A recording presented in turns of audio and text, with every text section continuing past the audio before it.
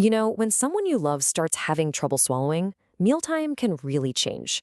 What used to be a time for connection can suddenly feel, well, stressful. But here's the good news. Making food that's safe, packed with nutrition, and actually enjoyable doesn't have to be this huge, overwhelming thing. So today, we're going to walk through some really simple, practical strategies that can make a world of difference. And yeah, that feeling, it's so common. This quote from a caregiver just hits the nail on the head, doesn't it? It perfectly captures that stress of trying to feed everyone at the same table when needs are so different. It's a really tough spot to be in, and today we're going to look at some real practical solutions. So this whole challenge, it's not just about someone being a picky eater, right? It actually has a medical name, dysphagia. And as you can see, it's a real condition where it just takes more work to get food down. It affects a surprising number of adults. I mean, that's up to 22% of people over 50. Just giving it a name can be the first step to really getting a handle on it. Okay, so before we dive into all the solutions, let's get really clear on the problem. What are the actual signs we should be looking out for? Now, the signs can be kind of subtle or they can be really obvious. You might notice things like pain when swallowing, maybe some coughing, or that awful feeling that food is just stuck. If you're seeing these things happen again and again, it's definitely a good idea to chat with a healthcare provider. Okay, enough about the problem. Let's talk solutions. And we're going to start with one of the absolute easiest and most powerful ways to get nutrition in when solid foods are just too difficult. I'm talking about liquid nutrition. So you might think smoothies and shakes are basically the same thing, but check this out. They're actually a bit different. Smoothies, they're usually juice-based, which makes them awesome for packing in tons of fruits and veggies. Shakes, on the other hand, are often dairy-based. They're thicker, and they're a fantastic choice for someone who doesn't have a big appetite but really needs those calories. And look at how simple this is. For a breakfast that's just loaded with nutrients, you literally toss all this stuff in a blender. I mean, you've got fruit, you've got healthy fats from the almond butter, protein from the yogurt, you even sneak in some spinach. So easy and so good. Now, if you want something with a little more oomph, take a look at this shake. That protein powder gives it a serious nutritional kick, and the oats add fiber that helps you feel full longer.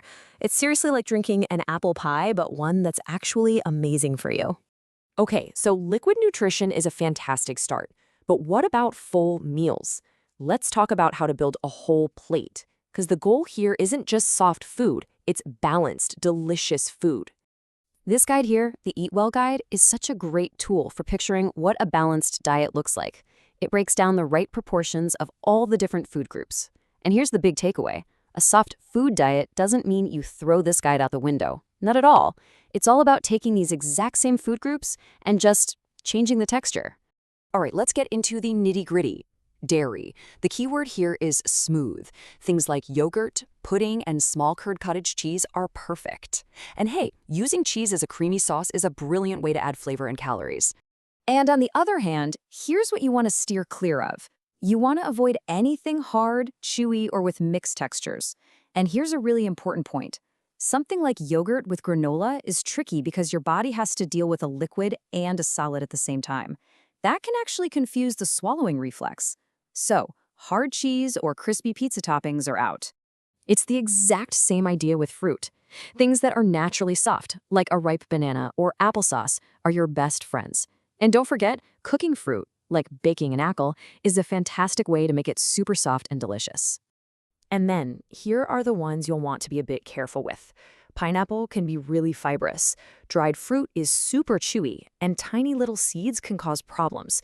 It's all about avoiding those difficult textures. So we've covered what to eat. Now the big question is, how do we actually make it without spending all day in the kitchen? This part is all about simple tricks to make prep way less of a chore.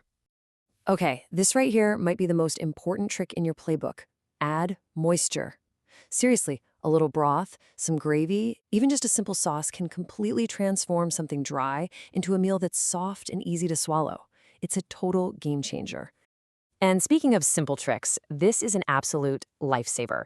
I'm talking about the rice cooker meal. It is a true one-pot wonder. You literally just toss in your rice, some boneless chicken, some soft veggies, and some broth, hit start, and you're done. You walk away. When you come back, that chicken is so tender you can shred it with a fork. It's amazing. All right, we've talked safety, we've talked prep, but now we need to tackle what might be the most important piece of the puzzle: nutrition. How do we make sure this diet is not just safe, but also keeps someone strong? Because this is the question, right? It's the one that keeps people up at night. Is a soft diet actually nutritious enough? Especially when we start talking about the one thing that's absolutely crucial for older adults: protein. And wow, this quote really says it all. Without enough protein, the body has no choice but to start breaking down its own muscle. That analogy is perfect.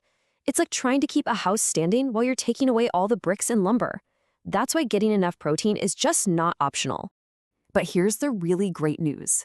Packing in protein on a soft diet is totally doable. There are so many great options that are already soft. Eggs are absolute superstars, so are soft, flaky fish.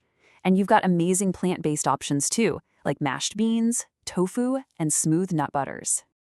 Okay, to wrap things up, let's go over a few simple habits that can make a huge difference. Just sitting upright, taking smaller bites, and slowing down can make mealtimes so much safer. And please remember, soft food does not have to be bland food. Get creative with herbs and spices to make it delicious. At the end of the day, the big takeaway is this. This isn't about some massive, stressful overhaul. It's just about making small, consistent changes that over time will help you or your loved one stay strong, nourished, and just feel better. So I'll leave you with this question. After everything we've talked about today, from a simple smoothie hack to that awesome rice cooker meal, what's just one small thing you can try at the very next meal to make it a little easier and a little more nutritious?